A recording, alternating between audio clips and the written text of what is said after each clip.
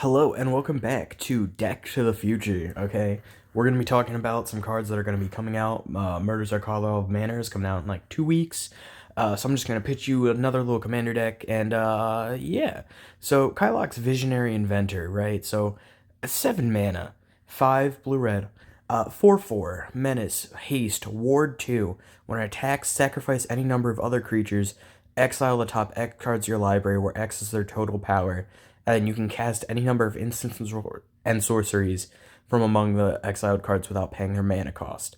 So this, pretty good, alright? It's a really cool ability. I think it's fun. That's why I'm building the deck, of course. But 7 mana, holy, it kills, okay? And I think that's what made this difficult, because you really need to be able to get there. So, starting off, we'll just go through the deck. So, creatures-wise, Heartlash Cinder seems like a weird choice, right? But gets +X+O, where X is the number of red mana symbols in permanents you control.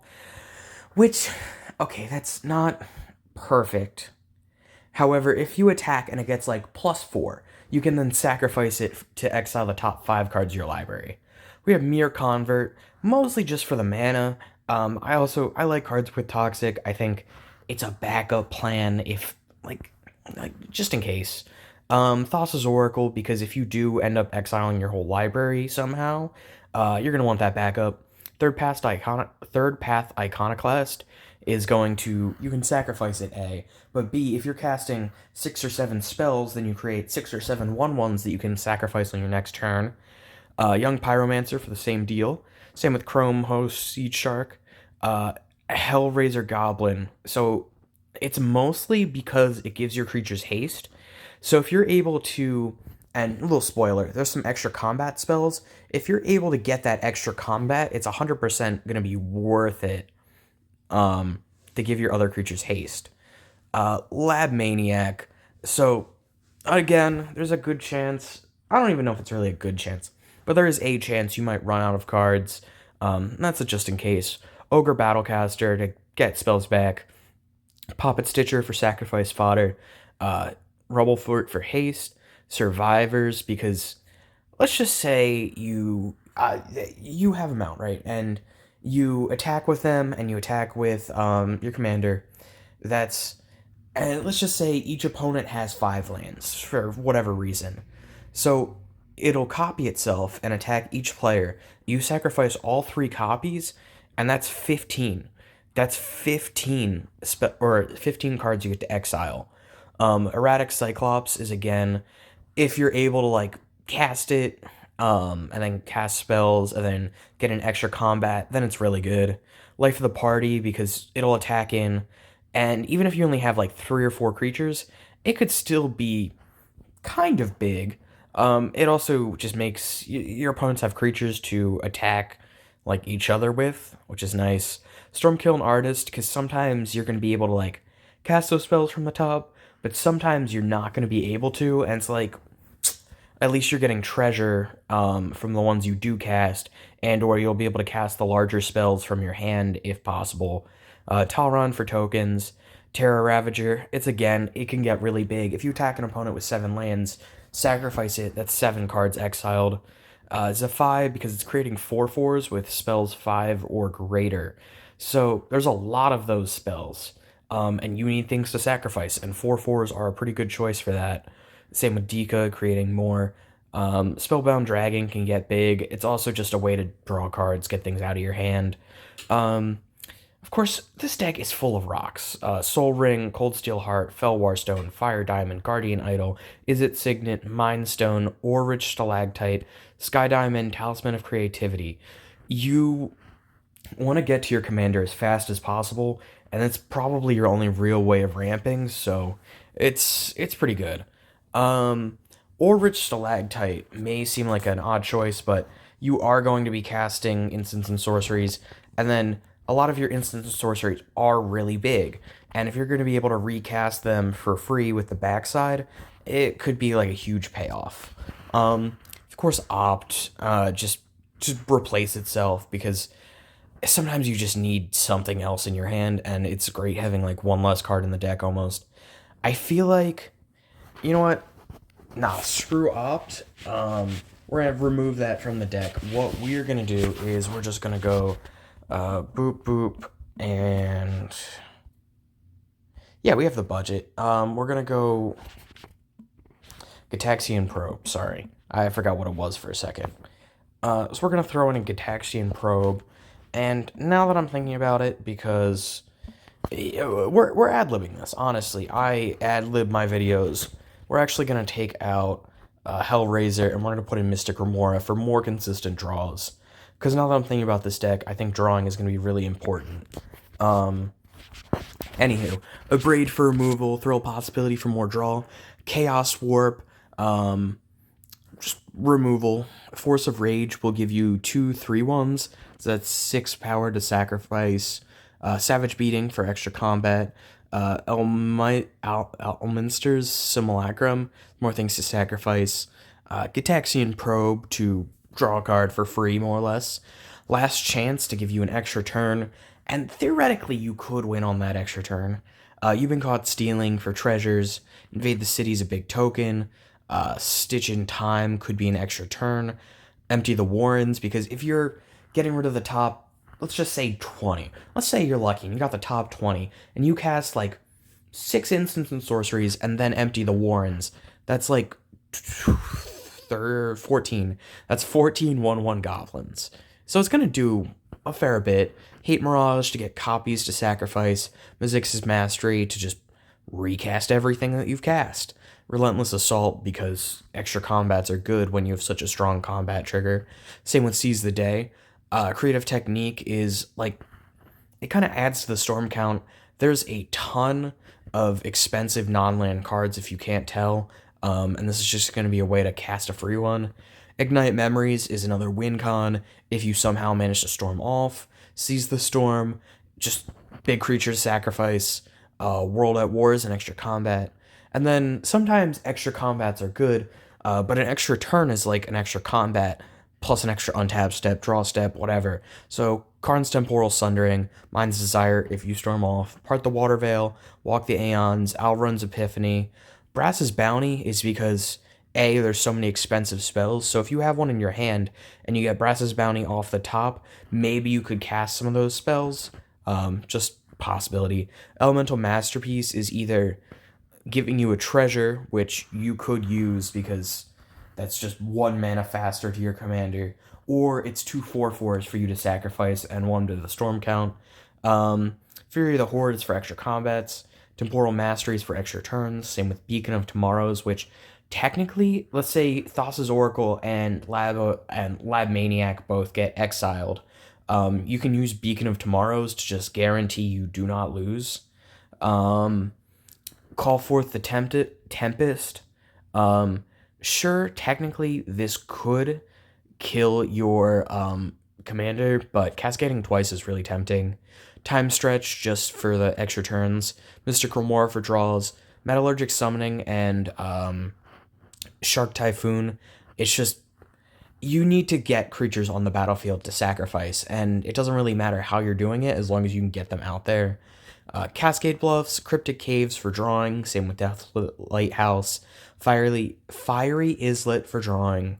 Frostboil Snarl, Islands, 11 of them, 14 mountains. Restless Spire, because the Scry... So, the Scry is an attack trigger. Technically, you could sacrifice the Restless Spire, and that's 2 more cards off the top of your library. And when you scry, if you see a land, that's 1 card you can take out. So you'll be guaranteed to get better options. Rogue's Passage to protect the commander. Shivan Reef, just, yeah, it's good. It's good color fixing. Sulfur Falls. Temple of Epiphany. I thought about Command Tower. I'm still thinking about Command Tower. The budget was tight for a while. Oh shit, the budget. What the fuck happened to the budget? It was 100. What? I moved. Oh, it's because it wants to use the expensive Gitaxian Probe. My mistake. And it probably wants to use the expensive Mystic Remora. My bad. It just does that because those are cards in my collection. So 140. So we could fit in a Command Tower. I know it's not even like that expensive, but we were at like $149 originally. And then I got down and it went back up. So just drawing a little, we'll do a little test hand here. I think we'd probably mulligan that. I think we'd probably mulligan this. I think we would keep this. I think we would put a mountain to the bottom. And then probably do something like Frostboil Snarl, Mystic Remora, pay 2 life, draw a card. We're going to say during the turn cycle, we got to draw 2 cards. Move to turn 2. We're going to go not pay for Mystic Remora. Mountain, Fellwar Stone, pass.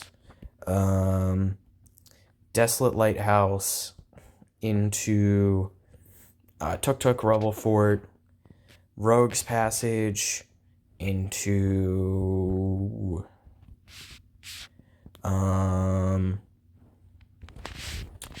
sorry about that. Yeah, Deekah, Fractal Theorist. I think this would be the turn.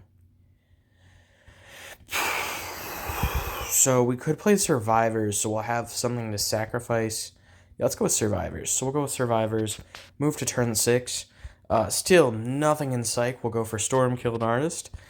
Cascade Bluffs this turn, and then it would probably go something like Cascade Bluffs. Pay the 1... No. Yeah. Pay for blue. Part the Water Veil to take an extra turn. On that extra turn, we get a Lab Maniac.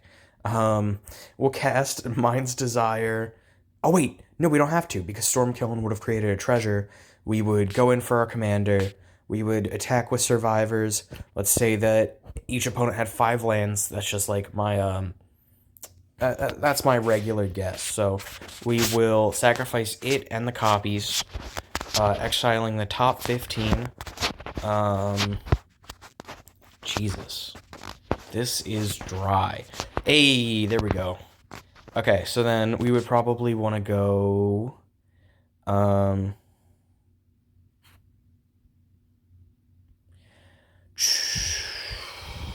I think probably Karns, and then Savage, and we'd Abrade something, and empty the Warrens. I don't think we want to call forth the Dragons. Sorry, those would go to exile. Boop. So we're not going to call forth the Tempest, but we'll take an extra combat. We'll take the extra turn, and then that would create us 11... Sorry, not 11. 6 1/1 goblins with empty the Warrens. We would move into extra combat. Deekah would have created fractals for each of those, so that would be another 5, 11, 4. That'd be another 15 power plus the 6 goblins. And then if we also sacrifice Storm-Kiln Artist, because it gets +1/+0 for each artifact, by casting those 3 spells, we would have +4 because of Fellwar Stone. So that's 6, 6, and then 6, 6, 15. So that'd be 27. We'd sacrifice that, go for the top 27 cards of our deck, and I would assume that we could win with the top 27. I'm gonna be real. That's top 10. All right.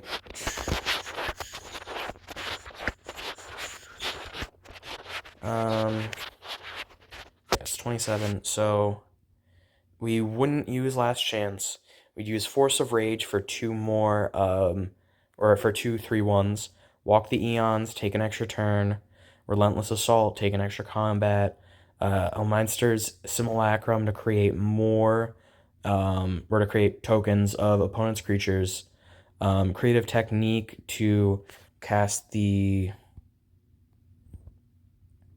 top non-land, so that'd be World at War for another combat this turn.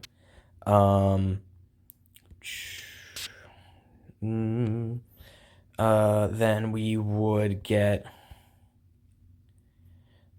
probably go for Temporal Mastery, so we take another turn. Seize the Storm, so that's number of instants and sorceries, so like 1, 2, 3, 4, 5, 6, 7, 8. So that's an 8/8. Invade the City would be a 9/9. So we have 2/3/1s. Oh, plus those two spells. So, sorry, a 10/10, an 11/11, plus all the fractals from Deekah, which all have haste. And then we'd also be taking 2 extra turns. So you get the whole concept here. I mean, the whole deck is just built to go off. It's just getting to that point that could be a little bit of a problem. But let me know in the comments. What are you thinking? What spells does this deck need? What would you be adding? And what commanders are you excited for in the upcoming Murders at Karlov Mansion set?